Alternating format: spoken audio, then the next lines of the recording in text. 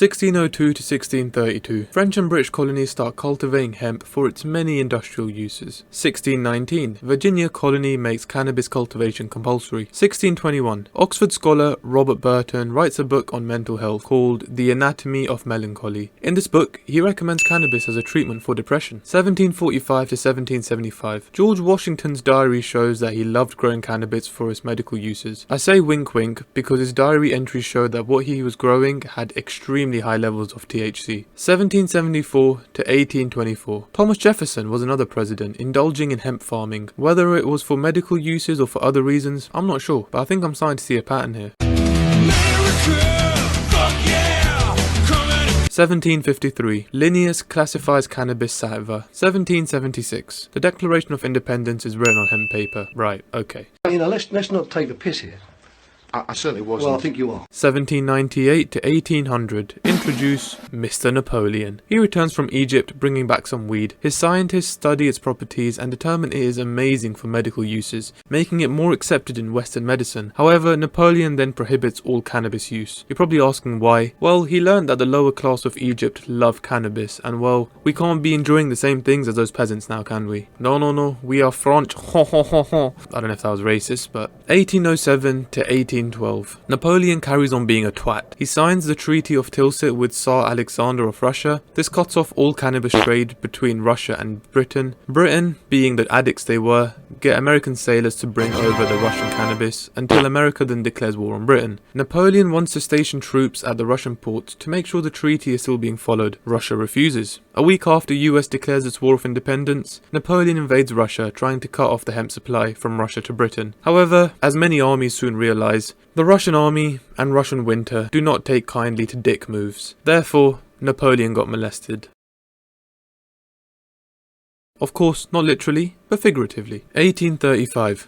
Club des Hashishins, meaning Club of Hashish Eaters, opens in Paris. It was a popular destination amongst literary and intellectual figures. The club had evenings of drug experimentations which brought about popular figures, such as Charles Baudelaire, a French poet, Victor Hugo, who was a French senator, Jacques Joseph Moreau, who was a French physicist and actually the first scientist to study effects of cannabis on the central nervous system. We all know it probably wasn't the legal way, however, it is what it is. 1840, the use of cannabis returned to Britain. Woohoo! And the national hero responsible for making this happen was an army surgeon called Dr. William O'Shaughnessy.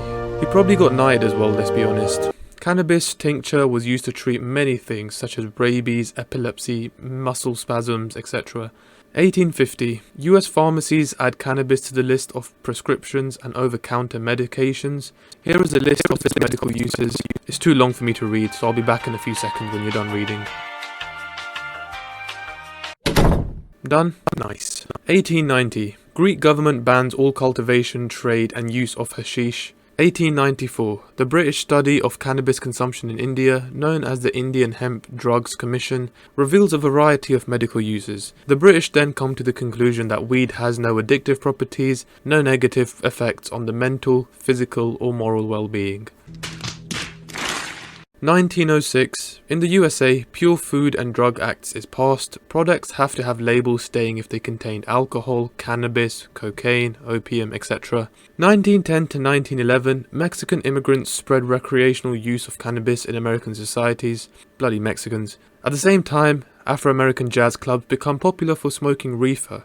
White people saw them having a good time and flipped the racist switch back on. They started saying Mexicans and Afro-Americans are beasts who are trying to seduce white women, play devil music, and slit the whitey's throat in their sleep. 1920. Greek dictator gets serious about hashish prohibition. 1923. South African delegate, part of League of Nations, complains his African mine workers are less excited to do mine work after smoking the Dagger cigarettes. Britain's reply is, more research should be done on Dagger cigarettes. 1924 to 1925. Janis Chewy, a Russian botanist, classifies Cannabis ruderalis. Egypt and Turkey ask for more strict control over cannabis due to the problems it was causing in their countries. 1926. Lebanon bans hashish production.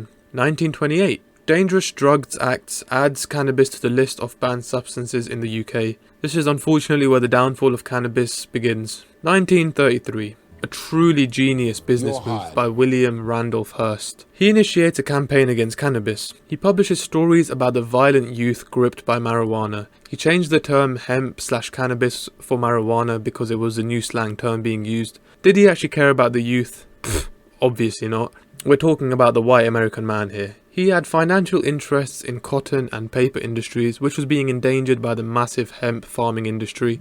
Also, John D. Rockefeller's petroleum monopoly was directly threatened by hemp ethanol. 1936, Commissioner of Bureau of Narcotics Harry Anslinger urges governments to instate federal control over Mary Jane due to the mental and moral changes it causes in people. 1937, after Anslinger testifies Mary Jane causes more violence than any other drugs, the US Congress passes the Mary Jane Tax Act. Part of the testimony is derived from articles printed by a newspaper company owned by, guess who, Mr. William Randolph Hearst. This act enforces heavy tax and consequences for growers, smokers, sellers of weed. The American Medical Society under Dr. William C. Woodward pleaded against the act, saying that there was insufficient evidence against Mary Jane. Congress ignores their pleas, and on October 2nd, 58-year-old Samuel R. Caldwell is sentenced up to 4 years in prison for selling 2 joints, the first person ever to go to prison for it. 1941, US pharmacies remove marijuana. 1942, US scientists discover high-potency cannabis to be an excellent truth serum. 1943, the hypocritical US government then urges farmers to produce hemp for the war efforts. Propaganda films are made saying hemp for victory. Honestly, shameless behavior from the US here. 1944, the New York Academy of Medicine state the alleged dangers against Mary Jane are all false. Harry Anslinger sees the report, gets pissed off, calls the report unscientific and says no more research is allowed on marijuana. So we're starting to see where it really went wrong for cannabis. 1948, Harry Anslinger then stoops to new lows, suggesting marijuana doesn't actually make people overly violent like he previously said, but instead makes them too peaceful, lazy pacifists. This was obviously very bad during the time of the war, and made people even more against cannabis. 1951, the UN estimates there are over 200 million cannabis users worldwide, and then the Boggs Act gets passed. 1952, the first UK cannabis bust at number 11 club in Soho, London. 1956, the US increases the class of Mary Jane, adding it to the Narcotics Control Act. A first-time offence of marijuana possession would get you to 2 to 10 years and a 20k fine. Next thing you know, most of their prisons are filled with brown and black people. At 120 miles an hour. From 1956 till the present day, the governments around the world, specifically US and UK, still debate whether cannabis should be illegal or legal. They just cannot make their minds up. There was one interesting year though which is worth mentioning. In 1962, Harry Anslinger was relieved of his duties by President John F. Kennedy, and I think we all know why. America!